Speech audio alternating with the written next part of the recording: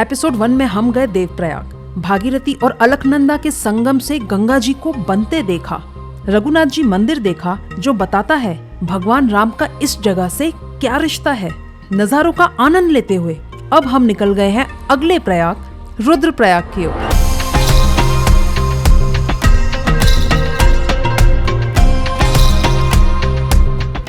देवप्रयाग और रुद्रप्रयाग के बीच आता है धारी देवी मंदिर, जहां न कैमरा यहाँ की शक्ति को कैद कर सकते हैं और न ही शब्द उस जगह की औरा को बयान कर सकते हैं। ये सिर्फ एक मंदिर नहीं है, ये उत्तराखंड की आत्मा है। यहाँ नदियाँ सिर्फ बहती नहीं, बोलती हैं। यहाँ हवा में सिर्फ ठंड नहीं है, माँ की चेतावनी भी है कि अब आप यहाँ से सिद्ध स्थलों में प्रवेश कर रहे हैं। अगर मर्यादा में ना रहे तो पुण्य की जगह पाप और लाभ की जगह हानि होगी। 2013 की केदारनाथ में भीषण तबाही का कारण इस मंदिर से जुड़ा है।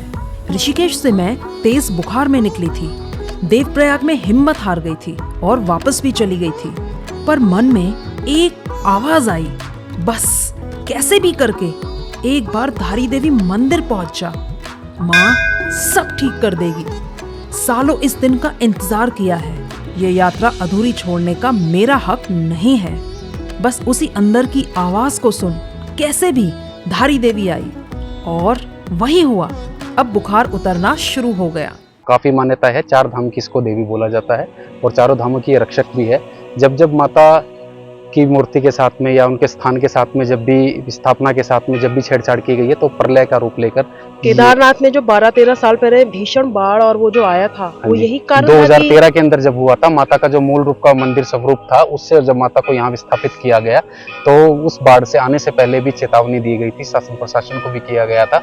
और उसके बाद में भी आप देख सकते हैं कि जब जब माता की मूर्ति के साथ में यहाँ पे उनकी आस्था के साथ में खिलवाड़ हुआ है तो माता अपना विकराल रूप दिखाती है। वैसे इसको 4 धाम की रक्षक देवी भी कहा जाता है। और मूल स्वरूप में माता दिन में 3 अपने रूप को बदलती है। स्टार्टिंग में जो है सुबह की भोर में माता एक बच्ची का रूप लेती है, दिन में युवती का रूप लेती है और जैसे जैसे सायंकालीन हो जाता है तो वृद्ध अवस्था में आ जाती है। कि काली शक्ति है, रूप का स्वरूप है, तो आपकी जो भी आस्था या नेगेटिविटीज है पहले ही 4 धाम यात्रा करने से पहले ही आपकी नेगेटिविटीज दूर हो जाती है। एक एनर्जी का आपका लेवल बढ़ जाता है और हाई हो जाता है। नेगेटिविटी दूर होकर आप एक अच्छे दर्शन के लिए भगवान के लिए आगे बढ़ते हैं। तो जो भी लोग मन्नत मांग कर जाते हैं, जब उनकी विशेष पूरी हो जाती है तो वो घंटी स्वरूप में माता को घंटी देकर जाते हैं।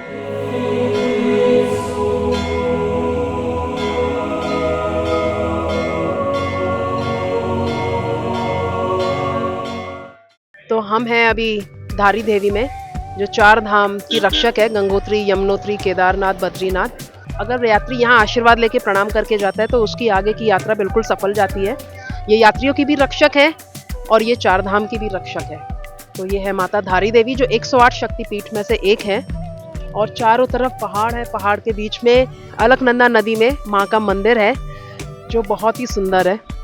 हम धीरे धीरे, भले हम बीमार है पर हम धीरे धीरे पहुँच गए हैं अभी धारी देवी बाय एक्टिवा। अब यहाँ पे हाई एल्टीट्यूड होगा, सर्दी बढ़ेगी, मौसम बदलेगा, थोड़ा हमारे लिए चैलेंजिंग होगा।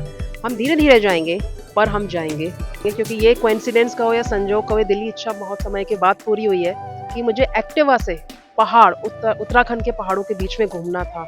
जहाँ मन करे वहाँ एक्टिवा रोक लिया, गाड़ी रोक ली, पहाड़ों का आनंद लिया, महसूस किया गंगा मैया को। तो बहुत समय के बाद ऐसा हो रहा है, तो इसीलिए बीमार भी पड़ गए, एक बार मन भी हारा, वापस भी लौट गए थे और वापस आ गए। अब ये यात्रा पूरी करके ही हम वापस जाएंगे। माँ से आशीर्वाद मिल गया है, रक्षा कवच मिल गया है, अब आगे चलते हैं। जय माँ शक्ति। माँ पे विश्वास रख हम निकल गए अपने अगले पड़ाव रुद्रप्रयाग की ओर।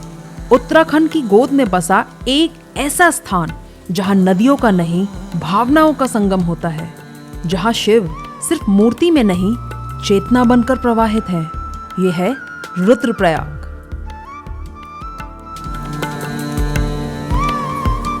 ये मंदाकिनी नदी है जो केदारनाथ से आती है और ये अलकनंदा नदी है जो बद्रीनाथ से आती है।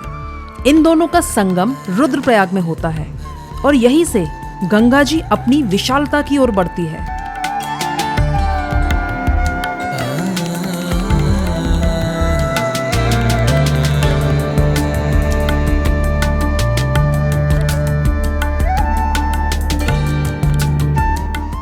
कहा जाता है माता सती के देह त्याग के बाद यही वो स्थान था जहाँ शिवजी ने तांडव किया और फिर समाधि ली।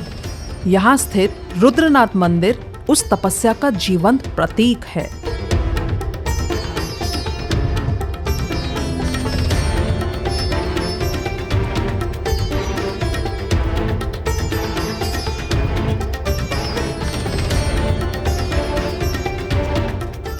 अब चलते हैं मंदिर की ओर जो संगम के ठीक ऊपर है। रुद्रप्रयाग का नाम भगवान शिव के रौद्र रूप पर पड़ा है।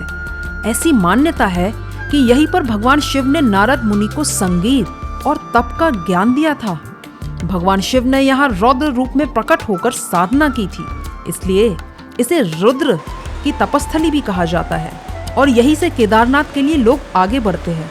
रुद्रप्रयाग वो जगह है जहाँ शिव के रौद्र रूप ने संसार को शांति का संदेश दिया, जहाँ गंगा की धारा नहीं आशीर्वाद बहता है। यहाँ आकर आप महसूस करेंगे कि प्रकृति, अध्यात्म और शिव तीनों एक साथ आपके सामने हैं। मेरी कोशिश रहती है शूटिंग के चक्कर में मैं इन देव स्थानों को महसूस करने से न रह जाऊं, इसलिए अब समय है कैमरा बंद कर इस जगह को जीने का। मिलते हैं आपसे तीसरे एपिसोड कर्णप्रयाग में। तब तक के लिए हर हर महादेव।